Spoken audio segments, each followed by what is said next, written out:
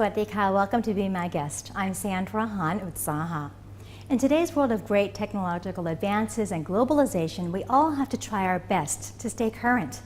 Ratchamongkol University of Technology, Thanyaburi, or RMUTT's Faculty of Liberal Arts, is lending its talent to improve the English skills of Buddhist monks, novices, and the community. In the meantime, RMUTT's Faculty of Business Administration is working to enhance the competitiveness of organic rice production in Pathum Thani's community. We're about to find out how these special projects are making a difference. Joining me now is Assistant Professor Dr. Parichat Kloon Suwan, the Vice Dean for Academic and Research Affairs of the Faculty of Liberal Arts of RMUTT. Swadika. Dr. Parichat, so RMUTT has a special project to teach English to Buddhist monks and novices and also the community. Can you tell us how this all got started? According to the Office of Commission for Higher Education, or the university in Thailand has some missions to achieve. And one of the main missions is that we need to be able to support the community, the nearby community, so that they have the sustainable development. And at the time, the previous abbot of the Wat Panyanantaram, Lwang Po Panyanantamuni, has agreed with the Ratchamongkol that we will have a long-term cooperation. And since then, all the faculties from Ratchamongkol will provide a budget to go to the temples and then do some activities according to their expertise. For example, from the Department of Arts, they will go to Wat Panya and then draw the painting murals on the walls, the three-dimension paintings. For the Faculty of Agricultural Technology, they will go for the landscape. And for the Faculty of Liberal Arts, we have the expertise on the tourism and English. So last year we provide academic service relating to the tourism. But this year we support on the English language teaching to the novices. So you're teaching not just the monks and the novices, but also members of the community as well? Yes, it's our main mission to help the communities have a development in the long term. So tell us about the curriculum itself. What does it involve? The curriculum itself, we have talked to the current abbot, and we agree that at the beginning we have longer terms, like a 9-month project, and we provide a teaching of 8 times per month. And when we went to see the abbot, and the abbot said, "Oh, that's very difficult to fit in the schedule of the temples." So we come back and then rearrange our program. And after that, the temple called us and said, "Oh, at the moment we have the summer camp for the newly ordained novices, and we can fit in for the one-day project of the English." One day project. And then we think about one day and how we're going to teach them only one day and they gain knowledge, something like that. So we agree with the monk that for one day we cannot teach them much of the language, but then we can change their attitude to make them feel like they like English. English is not that difficult. English is not that grammar. English is fun, and use English, and they will love English. Very smart. That's very important, because if you're not open-minded, then it will be more difficult to learn the language. Attitude is very important for learning English. So how do you help them have the right attitude towards learning English? Thanks to Ajahn Yoret, Ajahn Mantau, and Ajahn Asaraha, the main key heroes of these activities. So they are proficient in providing the camp, English as a camp, a one-day camp. We divide the camp into 4 bases based on the functions, different functions, and we choose 4 functions of language that people normally use in their everyday life, which is greeting, date and times, requesting, and the last one is describing things. So these, we think that these are the functions that people normally use. So for greeting, we teach the young kids, the novice and the young kids, we teach them how to greet each other in English. Formal greeting, informal greeting, what do you say? When you greet the strangers, the person you never know, and you greet the friends, that's different things. So we teach them that. And we also teach them some small talk, kind of asking short questions. Where are you from? Which school do you study? Something like that. And then build up to a short conversation. And at the end, we give them some lines of their information so they can slot in the new information about themselves and then work in pairs, exchange information. So it ends up with the speaking, using of the language. For describing things, we teach about the shape, the square, rectangular, round, something like that. And we teach about the materials. They need to know it's made of wood, it's made of paper, it's made of plastic, something like that. And we use the games. For example, they need to put the hands in the bags and then find out what kind of thing they are holding, telling the friends and then guessing what could be that things. So it will be a kind of fun for them to use the language. Okay. So this is, is there anything else that you wanted to add? Yes. After the novice will be divided into groups of about 30 people, 30 novices, and they join each base for 45 minutes. Okay. And after they finish all the base, 2 in the morning and 2 in the afternoon, they go for the walk rally, the last activities, which is tell about the direction and the location.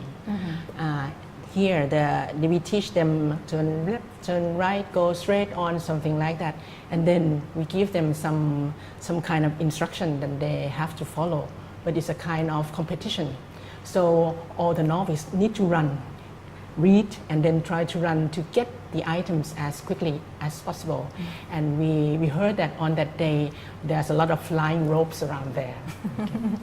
So it sounds like a lot of fun, but it's 30 novices. Yes, about 30 for each base. Okay. So on the day, about 150 novices join the activities, and about 5 community people joining it.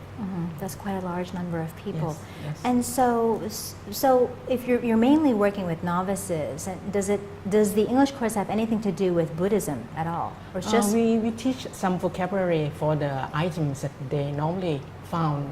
For example, for the bath. Okay, so it's arms bowls, something like that. And for the talapat, it's a kind of talapat fan and candles or candles holders. We're not specialists in the religious language, English language, so we also need to look up the dictionary as well. So we're learning on both sides then. Yes. And if Buddhist monks or novices or any members of the community or other communities are interested in a program like this, how can they get involved? Is there anyone they can contact? Right. We have Ajahn Su Asaraha, and she will be the coordinator from the English language department.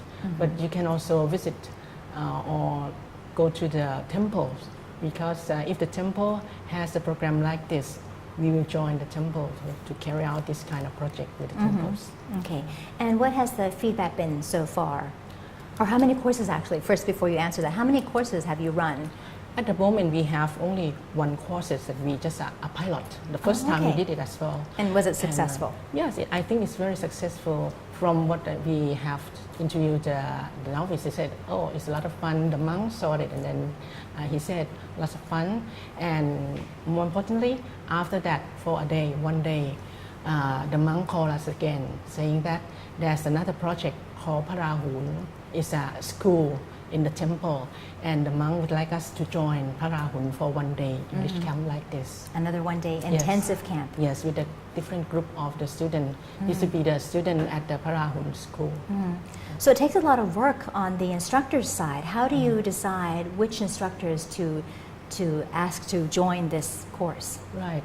Ajahn Yavaret first got the project from the dean, and she came to the department and say who was interested in it, and she asked Ajahn Suasaraha whether she's interested in it, and Ajahn Suasaraha said the answer that she was surprised. Ajahn Yavaret was surprised. She said, "Oh, I'd like to join that because I work and then I make the merit at the same time."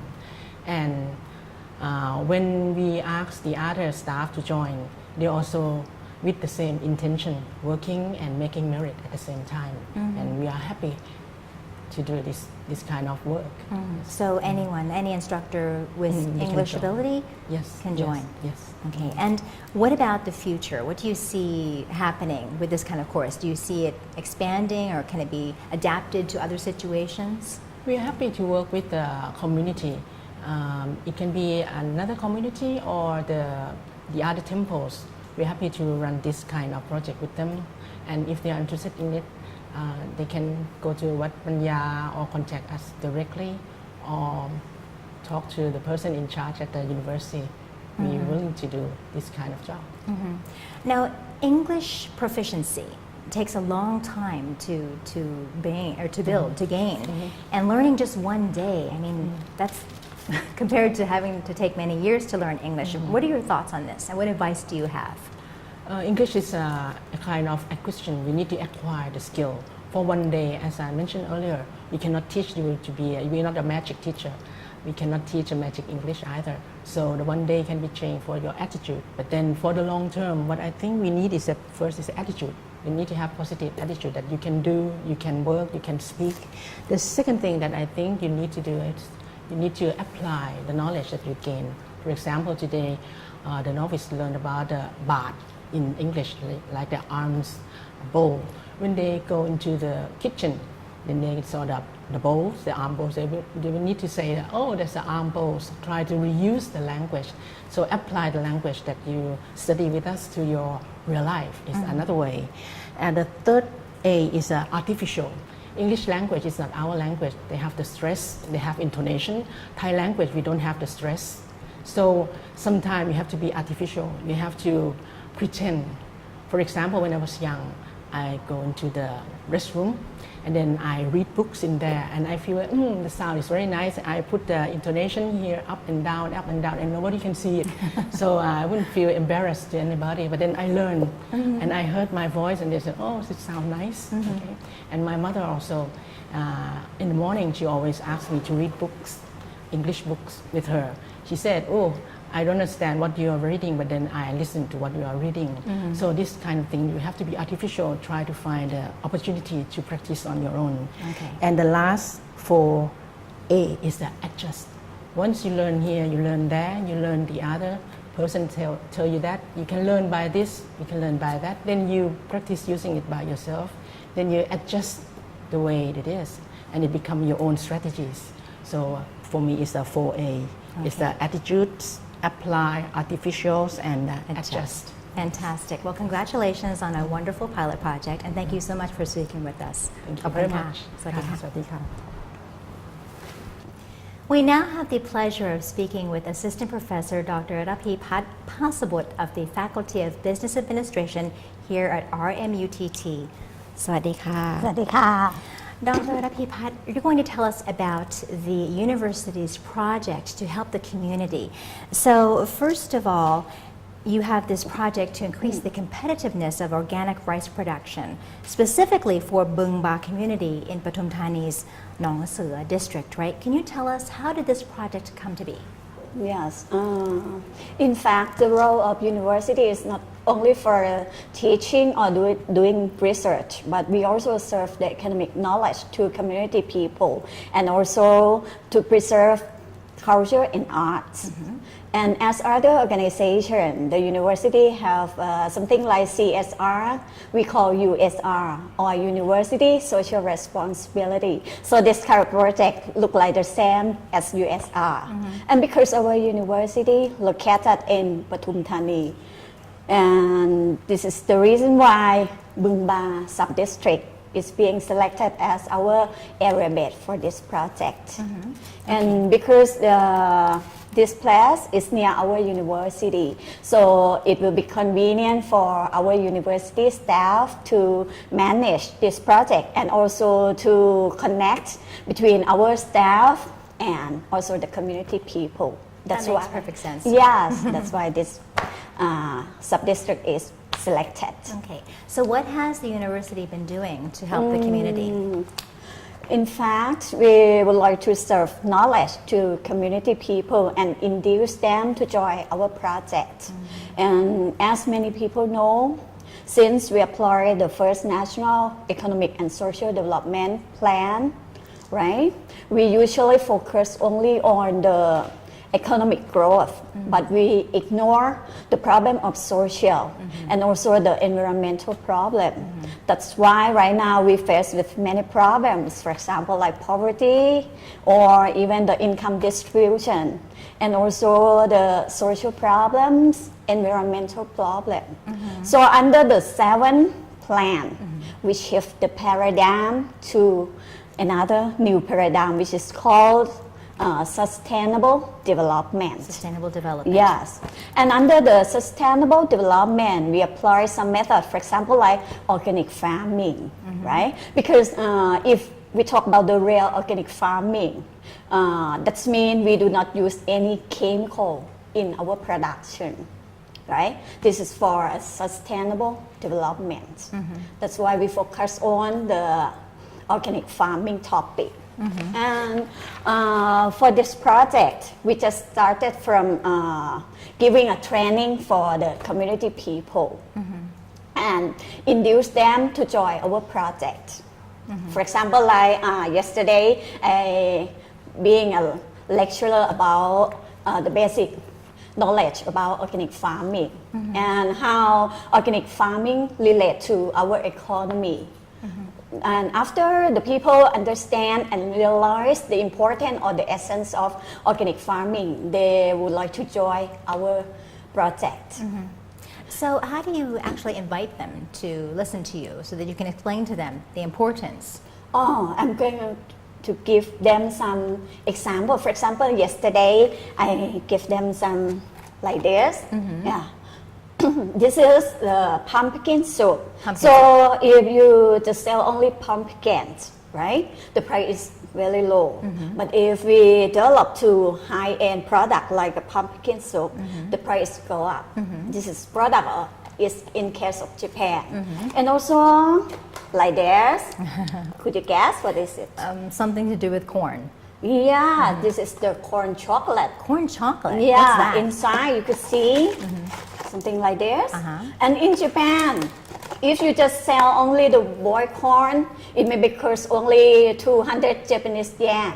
But if you sell like this, the price go up, 500 Japanese yen, right? Not only Japan cares, in Thai also we have a case of like this. This is the product made from Indian marsh. In fact, Indian marsh is the wheat. We could not eat it. Nobody uses it. Nobody wants weeds. Yes. But after it become the Indian marsh tea, the value increased. So you could see inside, it's easily to use. Something like this. Yeah. And with a beautiful package like this, the price can goes up. Not only this one. This one, could you guess? Some kind of tea.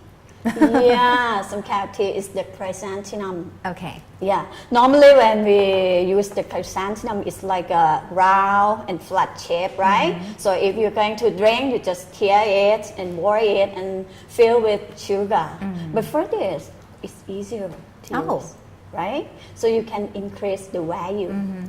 And lastly, example, this one is banana syrup, right? So you can use it instead of honey. You can eat it with pancakes. Yes, and bread, something like that. And could you guess how much for this?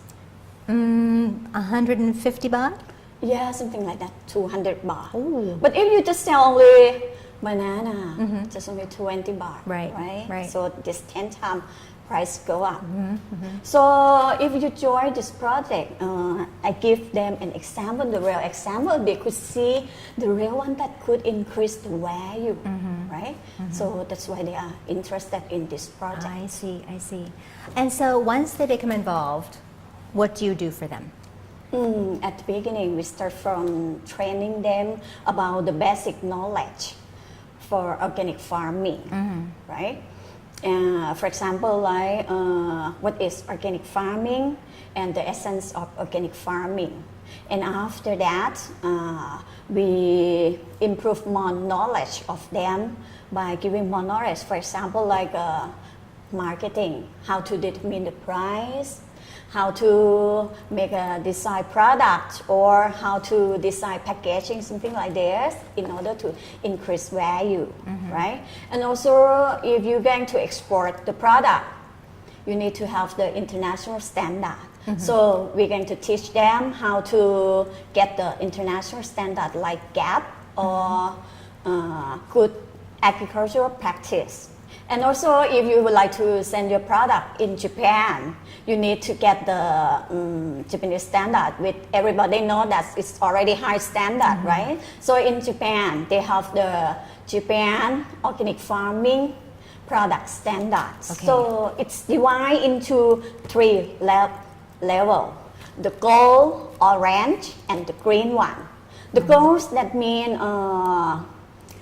your product do not use any organic or any chemical, right? And for the orange one, you just can reduce the using of chemical by more than 50% or something like that. And for the green one, you can reduce to use the chemical not reach 50% or something like that. So after they know the standard, they can develop their product and pass the standard. And of course, it's possible to export to Japan. So you said that you just met with some community members just yesterday. Yes. Was this the first time, or have you been doing this project for a while now?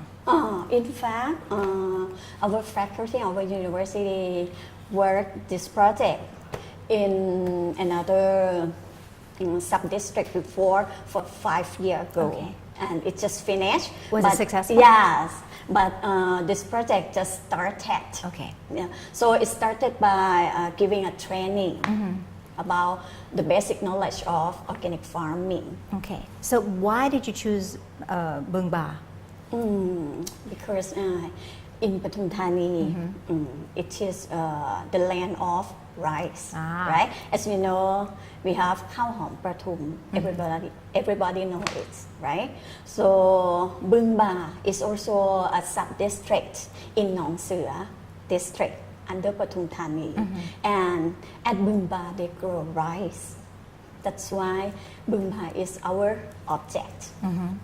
Okay. And do the students get involved in the university's social responsibility or USR too? Of course, because our faculty have the curriculum called WIL, W-I-L. It's come from Work Integrated Learning. So when we go to the working area, we bring our students with us, and our student will help the community people to design website or to design package, or even because our students are teenagers, so they usually use the social media, right? So this is the best way for the student to promote the community product in the real world. Okay. So our student can improve their skill and knowledge in the real situation. So it's good for everyone all around. Yes, it's the win-win. It's a win-win project. situation. Yes. Fantastic. Now, after working with the community, like you said, the project just wrapped up, the 5-year project that you had in another community. Do you see the community members taking what you've given them, the knowledge you've given them, do they take it and they build on it? Are they successful after studying or learning with you? Yes, at least. For example, like yesterday, I give a lecture.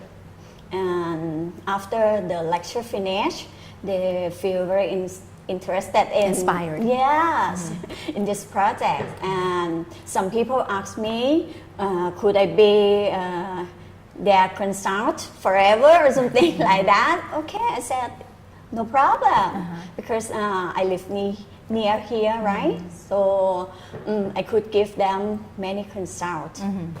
So do you think we might see some Thai products from Bungba maybe in Japan in the future? Yes, of course. I hope so. Because I think Thai people can have the ability to improve themselves if they have the right way to do it. So this Right. is our university role. Okay. And if anyone watching or residents of other communities are interested in the USR from RMUTT, how can they get involved or who should they contact? They can contact our faculty, the Faculty of Business Administration. With pleasure, please come and join us. Okay, thank you so much for speaking with us. That was wonderful. ขอบคุณค่ะ สวัสดี With ค่ะ pleasure. RMUTT is one establishment that is giving back to society. The university's English courses for Buddhist monks and the community, and its work towards boosting the competitiveness of organic rice production in Pathum Thani are both very beneficial projects. It's efforts such as these that will help Thailand prosper. And that's it for Be My Guest today. Thank you for joining us. I'm Sandra Han Utsaha. สวัสดีค่ะ